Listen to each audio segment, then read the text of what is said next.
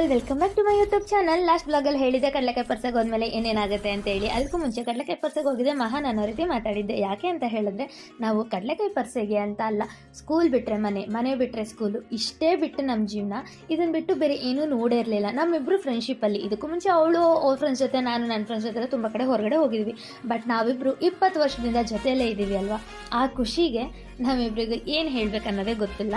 ಕಡಲೆಕಾಯಿ ಪರ್ಸೆಗೆ ಹೋದ್ಮೇಲೆ ಕಡಲೆಕಾಯಿ ತಿನ್ನೋದು ಕಾಮನ್ನು. ಕಡಲೆಕಾಯಿ ತಿಂದಾದ್ಮೇಲೆ ಗೋಲ್ಗಪ್ಪ ತಿಂದಿದ್ದು ನನಗೊಂಥರ ಮೆಮೊರಿ. ಬಿಕಾಸ್ ಸ್ಕೂಲ್ ಬಿಟ್ಟ ಮೇಲೆ ಡೈಲಿ ನಾವು ಗೋಲ್ಗಪ್ಪ ತಿಂತಾ ಇದ್ವಿ. ಅದು ಬಿಟ್ಟರೆ ಒಂದೇ ಬಟ್ಲಲ್ಲಿ ನಾವಿಬ್ಬರು ಜೊತೆಗೆ ಸೇರಿ ಇವತ್ತೇ ಗೋಲ್ಗಪ್ಪ ತಿಂತಾ ಇರೋದು. ಅದಾದಮೇಲೆ ಗೋಲಿ ಸೋಡ ಕುಡಿಬೇಕು ಅಂತೇಳಿ ತೊಗೊಂಡ್ಲು. ಬಟ್ ಅವಳಿಗೆ ಸೆಕೆಂಡ್ ಸ್ಟಮಕ್ ನಾನಾಗಿದ್ದೆ. ಇದನ್ನೆಲ್ಲ ನೋಡ್ಕೊಂಡು ನಿಂತಿದ್ದೀನಿ. ನನಗೆ ಸಾಕು ತಗೋ ಅಂತೇಳಿ ರಿಟರ್ನ್ ಕೊಟ್ಟಿದ್ಲು. ನಾನೇ ತಿಂದು ಕುಡಿದು ಖಾಲಿ ಮಾಡಿದ್ದೆ ಎಲ್ಲಾನು. ಅವಳೇನು ತಿಂದು ಬಿಡ್ತಾಳೆ ಅದೆಲ್ಲ ನಂದೇ ಆಗಿರುತ್ತೆ, ಅವಳೇನು ಕುಡಿದು ಬಿಡ್ತಾಳೆ ಅದೆಲ್ಲ ನಂದೇ ಆಗಿರುತ್ತೆ. ಈ ಗೇಮ್ ನೋಡಿದ್ರೆ ಯಾವ ಮೂವಿ ನೆನಪಾಗುತ್ತೆ, ಯಾವ ಹೀರೋಯಿನ್ ನೆನಪಾಗ್ತಾರೆ ಅಂತೇಳಿ ಕಮೆಂಟ್ ಮಾಡಿ. ಮುಂದಿನ ಬ್ಲಾಗಲ್ಲಿ ಸಿಗ್ತೀನಿ. ಇದೇ